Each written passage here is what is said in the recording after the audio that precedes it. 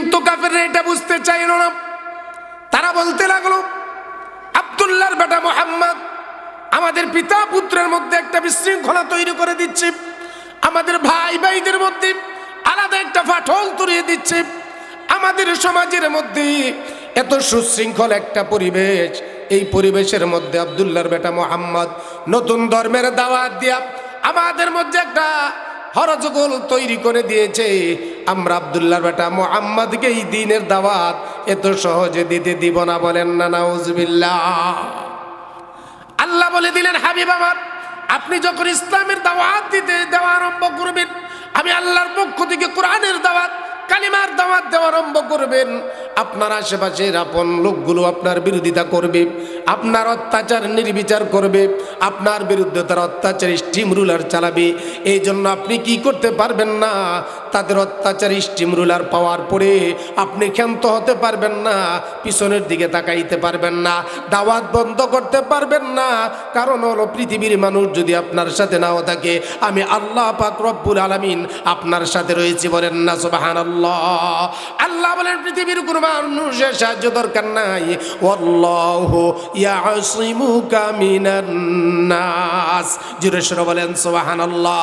আল্লাহ বলেন, মানুষের সাহায্যের প্রয়োজন নাই, আমি আল্লাহ পাক রব্বুল আলামিন আপনাকে সাহায্য করব। আমি আল্লাহর সাহায্য নিয়ে আপনি সামনের দিকে গিয়ে যাবেন। অবশ্যই অবশ্যই একদিন না একদিন আল্লাহর এই জমিনে আমি আল্লাহ পাক রব্বুল আলামিন আপনার মাধ্যমে দিন কায়েম করে প্রতিষ্ঠিত করব। কাফেররা একদিন আপনার কাছে মাথা নত করতে বাধ্য হবে। বলেন না সুবহানাল্লাহ। এই সূরাতুল আনকাবুত যখন নাজিল হয়, আল্লাহ রাসূল সাল্লাল্লাহু আলাইহি সাল্লাম একদিন কাবা শরীফের ওয়ালের সাথে দেওয়ালের সাথে ট্যাক লাগাইয়া ঢালান দিয়ে এভাবে বসে রয়েছেন, সাহাবীরা সামনে বসা। আল্লাহ রাসূল দ্বীনের কথা, ইসলামের কথা বলতেছেন। ইন দা টাইম একজন সাহাবী ডাক দেয়া বলল, ইয়া রাসূলুল্লাহ, ইয়া হাবিবাল্লাহ, আপনি না বলেছেন আল্লাহর পক্ষ থেকে আমাদের জন্য সাহায্য আসবে? ইয়া রাসূলুল্লাহ, কাফের মুশরিক বেঈমানেরা আমাদের উপরে এভাবে অত্যাচার নির্যাতন চালিয়ে আমাদেরকে নির্বিচারে আমাদেরকে অত্যাচার করতেছে, আমাদেরকে অসহায় পেয়ে তারা আমাদেরকে মারধর করতেছে, আগুনের ছিটা মারতেছে, আমাদেরকে আগুনের উপর শোয়ায় রাখতেছে, জ্বলন্ত কয়লা আমাদের উপরে ঢেলে দেওয়া হচ্ছে। ইয়া রাসূলুল্লাহ, আপনি না বলেছেন আমাদের উপরে আল্লাহর রহমত নাজিল হবে? কই গো নবীজি, এখন পর্যন্ত তো আমরা দেখতে পারলাম না যে আল্লাহ পাক রব্বুল আলামিন আমাদের উপর রহমত নাজিল করবে, দয়া নাজিল করবে, সাহায্য করবে। আল্লাহ নাকি আমাদেরকে সাহায্য করবেন? ইয়া রাসূলুল্লাহ, আমরা তো দেখতে পাই না। আল্লাহ রাসূল ওই সাহাবীর কথা শুনিয়া একটু হেলান বাদ দিয়া সোজা হয়ে বসলেন। সুবহানাল্লাহ বলেন। সোজা হয়ে বসার পরে আল্লাহ রাসূল সাল্লাল্লাহু আলাইহি সাল্লাম সাহাবীদেরকে ডাক দিয়ে বললেন, সাহাবীরা, তোমরা ধৈর্য ধারণ করো, আমি আল্লাহর দরবারে দোয়া করব, আল্লাহ পাক রব্বুল আলামিন যেন তোমাদেরকে ধৈর্য ধারণ করার ক্ষমতা দান করেন এবং আল্লাহ পাক রব্বুল আলামিন যেন তোমাদেরকে সাহায্য করেন। বলেন না সুবহানাল্লাহ। আল্লাহ পাক রব্বুল আলামিন সাহাবীদের কথা, আমার রাসূল সাল্লাল্লাহু আলাইহি সাল্লামের কথা শুনলেন। শোনার পরে সাথে সাথে সূরাতুল আনকাবুত আল্লাহ পাক রব্বুল আলামিন নাজিল করে জিবরাইলের মাধ্যমে আমার রাসূলের কাছে পাঠিয়ে দিলেন। সুবহানাল্লাহ বলেন। আর আওয়াজ দিয়ে বলেন না সুবহানাল্লাহ। আল্লাহ পাক রব্বুল আলামিন ডাক দিয়ে বলেন, জিবরাইল যাও, আমার নবী এবং আমার সাহাবী, আমার রাসূলের সাহাবীরা তারা কথোপকথন করতেছে, আমি আল্লাহর উপর ঈমান এনেছে, এই জন্য তারা কষ্ট করতেছে। কাফের মুশরিক বেঈমানেরা তাদের উপরে অত্যাচার স্টিম রুলার চালাইতেছে, তারা ধৈর্যহারা হয়ে যাচ্ছে। তাদেরকে সান্ত্বনামূলকভাবে আমি আল্লাহর পক্ষ থেকে সূরাতুল আনকাবুত নামক আয়াতগুলো নিয়ে আমার বন্ধুর কাছে তুমি নাজিল করে দাও, পৌঁছে দাও। বলেন না সুবহানাল্লাহ। আল্লাহ পাক রব্বুল আলামিনের নির্দেশে হযরত জিবরাইল আলাইহিস সালাতু ওয়াস সালাম আল্লাহ রাসূলের কাছে আসলেন। এসে দেখলেন আল্লাহ রাসূল সাল্লাল্লাহু আলাইহি ওয়াসাল্লাম মক্কার কাবা শরীফের সামনে সাহাবীদেরকে নিয়ে বসে রয়েছেন, দ্বীনের কথাবার্তাগুলো বলতেছেন, সাহাবীদেরকে দ্বীন শিক্ষা দিতেছেন, কালিমার তালকিন দিতেছেন, কোরআনের তালকিন দিতেছেন, ইসলামের বিধিবিধানগুলো, আইনের কথাগুলো তাদের কাছে উপস্থাপন করতেছেন। এমন সময় আল্লাহর জিবরাইল হাজির হয়ে গেলেন। ডাক দিয়া বললেন, ইয়া রাসূলুল্লাহ, ইয়া হাবিবাল্লাহ, আল্লাহ পাক রব্বুল আলামিন আপনার কাছে আমাকে ওহী দিয়ে পাঠিয়েছেন। বলেন না সুবহানাল্লাহ। আপনার সাহাবীরা আপনার কাছে যে কথাগুলো বলেছে, আল্লাহর সাহায্যের জন্য, আপনাকে দোয়া করার জন্য আপনাকে বলেছে, এই জন্য আল্লাহ পাক রব্বুল আলামিন আপনাদের দুজনের কথা শুনেছেন। শোনার পরে আল্লাহ তাআলা এই মাকড়সা নামক সূরা, মাকড়সা নামক তাদের নাম করে এই সূরাটা সূরাতুল আনকাবুত আল্লাহ পাক রব্বুল আলামিন পাঠিয়ে দিয়ে আয়াত নাজিল করে দিলেন, আউযু বিল্লাহি মিনাশ শাইতানির রাজিম, বিসমিল্লাহির রাহমানির রহিম। আল্লাহ পাক রব্বুল আলামিন ডাক দিয়া বললেন, আম হাসিবাল্লাযীনা, ইয়া রাসূলুল্লাহ, ইয়া হাবিবাল্লাহ, আমি আপনার উপরে আপনার সাহাবীরা, ঈমানদার মুসলমান নরনারী যারা ঈমান গ্রহণ করেছে, যারা নাকি আইয়ুতরাকু আইয়াকুলু আমান্না ওয়া হুম ইফতানুন, যারা বলতেছে আপনার সামনে যে আমরা ঈমান এনেছি, আমি আল্লাহর উপর ঈমান এনেছি, বিশ্বাস স্থাপন করেছি, আপনি রাসূলের উপর বিশ্বাস স্থাপন করেছে, ইয়া রাসূলুল্লাহ, ইয়া হাবিবাল্লাহ, এই জন্যই কি আমি তাদেরকে, এইভাবেই কি আমি তাদেরকে কি করব, তাদেরকে আমি ছেড়ে দেব? তাদেরকে পরীক্ষা করা বাদ দিয়ে আমরা কি তাদেরকে কোনো পরীক্ষা নেব না? তাদেরকে কোনো যাচাই করব না? তারা যে ঈমান এনেছে, ঈমানের উপর কতটুকু অবিচল রয়েছে, কতটুকু ইস্তেকামাত রয়েছে, কতটুকু মজবুত রয়েছে, এটার উপর ইস্তেকামাত এবং মজবুত থাকার জন্য আমি আল্লাহ তাআলার পক্ষ থেকে পরীক্ষা ব্যতীত আমি আল্লাহ তাআলা তাদেরকে পরিত্রাণ দেব না। বলেন না সুবহানাল্লাহ। আমরা আমাদের ছেলেমেয়েরা, বিশেষ করে আমরাও যারা পড়ালেখা করেছি, স্কুল, কলেজ, ইউনিভার্সিটি, মাদ্রাসা, সকল জায়গায় পড়ালেখার পরে একটা নির্দিষ্ট টাইমের পরে পরীক্ষা হয়। কথাটা ঠিক কিনা? হয় কি হয় না? আওয়াজ দিয়ে কথা বলেন না কেন? পরীক্ষা হয় কেন? আমরা যে বা ছাত্র ছাত্রীরা যে পড়ালেখা করছে, পড়ালেখা করার জন্য একটা সার্টিফিকেট দরকার, হয় কি হয় না? মনে করেন এসএসসি পরীক্ষা দিলে, দাখিল পরীক্ষা, কওমি মাদারেস থেকে দাওরায়ে হাদিস, মাস্টার্স পরীক্ষা, এগুলা দেওয়ার পরে কি হয়? যাচাই বাছাই পরে তাদেরকে একটা সার্টিফিকেট দেওয়া হয়। তারা যে পড়ালেখা করে পরীক্ষা দিয়েছেন, পরীক্ষায় সে তার পরীক্ষা অনুযায়ী যতটুকু প্রাপ্য, সে প্রাপ্য অনুযায়ী তার রেজাল্ট সে পেয়ে যায়। কথাটা ঠিক কিনা?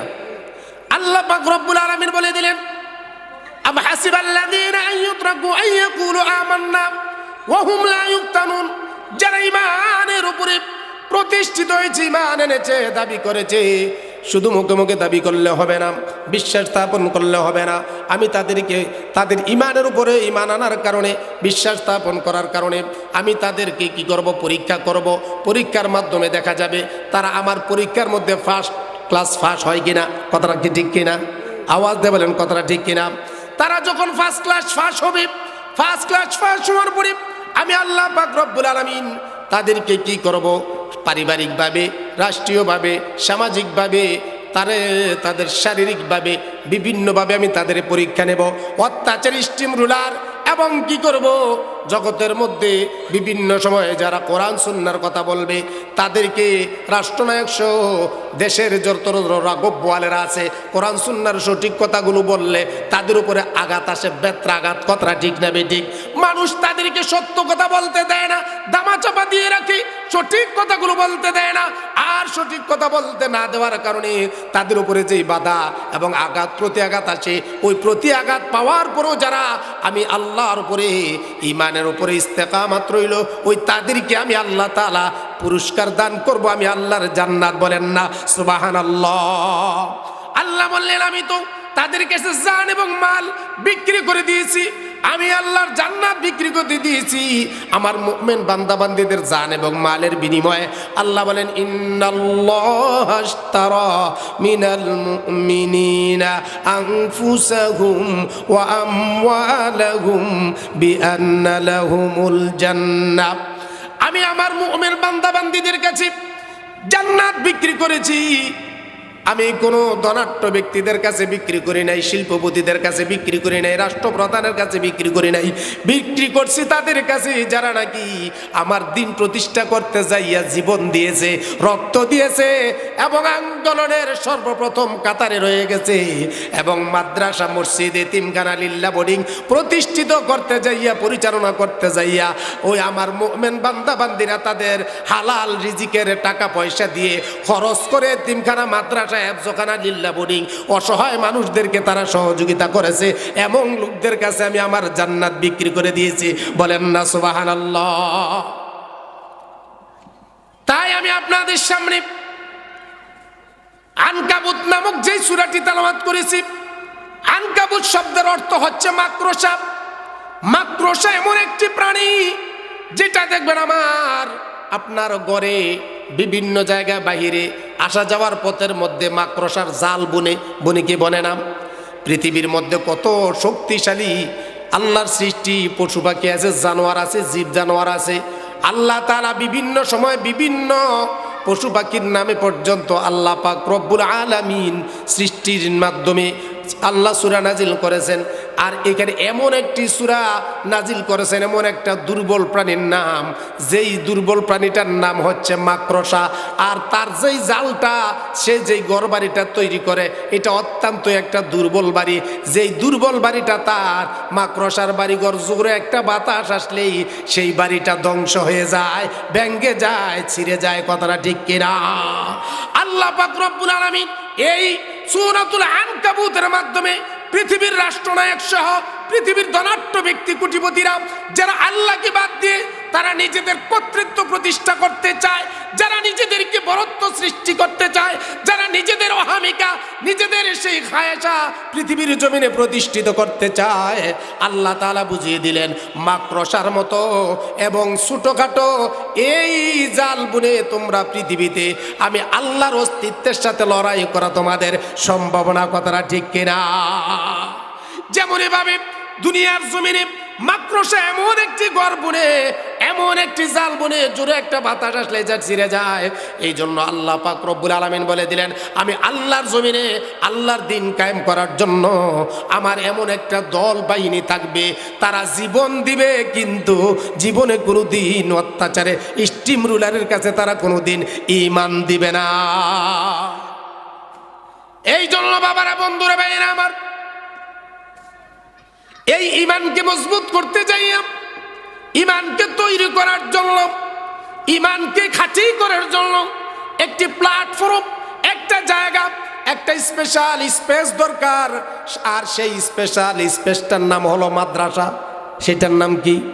যেই মাদ্রাসার মধ্যে কোরআন শিক্ষা দেওয়া হয়, যেই মাদ্রাসার মধ্যে ঈমান শিক্ষা দেওয়া হয়, ইসলাম শিক্ষা দেওয়া হয়, কালিমা শিক্ষা দেওয়া হয়।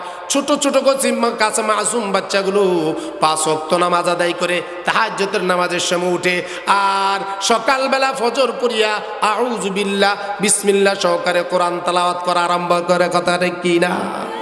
শুধু তাই নয়, তারা কালিমা তাইয়্যিবা, কালিমা শাহাদাত, কালিমা তাওহীদ তামজিদ সহকারে, কালিমা ঈমানে মুজমাল, ঈমানে মুফাসসাল, আল্লাহর উপর বিশ্বাস স্থাপন করার জন্য যেই বিষয়গুলো দরকার, ঈমানের মারকাজ, সেই মাদ্রাসার মধ্যে এগুলো শিক্ষা দেওয়া হয়।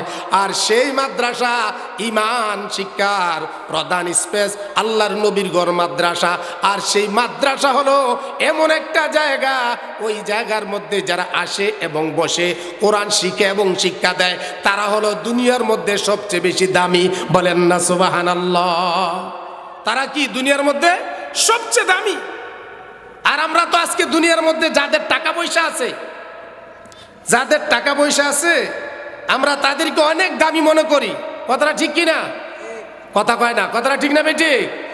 যাদের 5 তলা 10 তলা বিল্ডিং আছে, যারা মনে করেন বড় আওয়াজ দিতে পারে, ক্ষমতার পাওয়ার দেখাইতে পারে, আমরা তাদেরকে শ্রেষ্ঠ মনে করি। তারা হচ্ছে ফসাগান্দার দুনিয়ার নিকৃষ্ট মানুষ। কথাটা ঠিক কিনা? আল্লাহ রাসূল সাল্লাল্লাহু আলাইহি সাল্লাম বললেন, খায়রুকুম মান তাআল্লামাল কুরআনা ওয়া আল্লামা, আও কামা ক্বালা নবী আলাইহিস সালাতু ওয়াস সালাম। পৃথিবীর মানুষেরা, তোমরা শুনে রাখো, আল্লাহর আকাশের নিচে জমিনের উপরে তারা হলো সবচেয়ে দামি, তারা হলো সবচেয়ে মূল্যবান, তারা হলো সবচেয়ে উৎকৃষ্ট, যারা নাকি আমার আল্লাহর কোরআন শিখছে নিজে এবং নিজে শিক্ষার পরে, শিক্ষা করার পরে অন্যদেরকে শিক্ষা দিতেছেন, তালকিন দিতেছেন, তালিম দিতেছেন, তাদেরকে তৈরি করতেছেন আল্লাহর দ্বীনের জন্য, ইসলামের জন্য। ঈমান শিখাইতেছেন, কোরআন শিখাইতেছেন, ইসলাম পরিপূর্ণ কমপ্লিট শিক্ষা দিতেছেন। তারাই হলো আমার আল্লাহর কাছে আকাশের নিচে জমিনের উপরে সবচেয়ে বড় দামি মানুষ। বলেন না সুবহানাল্লাহ। আর সেই লোকগুলো হলো ওলামায়ে কেরাম, মাদ্রাসার ছাত্র এবং মাদ্রাসার শিক্ষকেরা। বলেন সুবহানাল্লাহ।